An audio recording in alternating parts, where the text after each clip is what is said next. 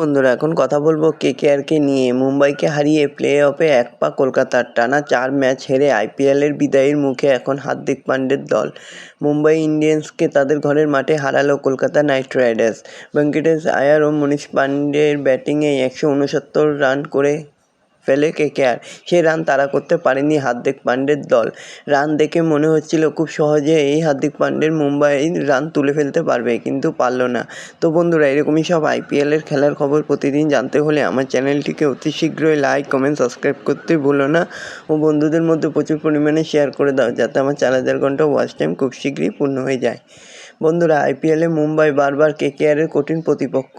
অন্তত 2 দলের পরিসংখ্যান তাই বলে।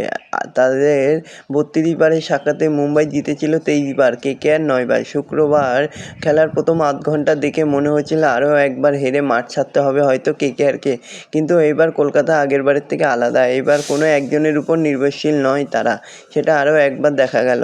সুনীল নারিন ও ফিল সল্টের ব্যর্থতার দিনে ভেঙ্কটেশ আয়ারের অর্ধশত রান আর অভিজ্ঞ মনীষ পান্ডের ব্যাটিংয়ে 169 রান করল কেকেআর। পরে বোলাররাই মুম্বাইকে আটকে রাখলেন। 4 উইকেট নিলেন মিচেল স্টার্ক। ফলে চলতি আইপিএলে মুম্বাইকে হারিয়ে নিজেদের 7 নম্বর জয় পেয়ে গেল কলকাতা।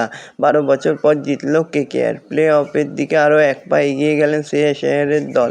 অন্যদিকে আইপিএলের থেকে বিদায় প্রায় নিশ্চিত হয়ে এলো মুম্বাইয়ের হার্দিক পান্ডের টিম।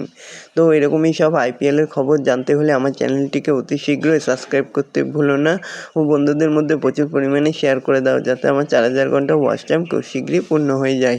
ধন্যবাদ সবাইকে।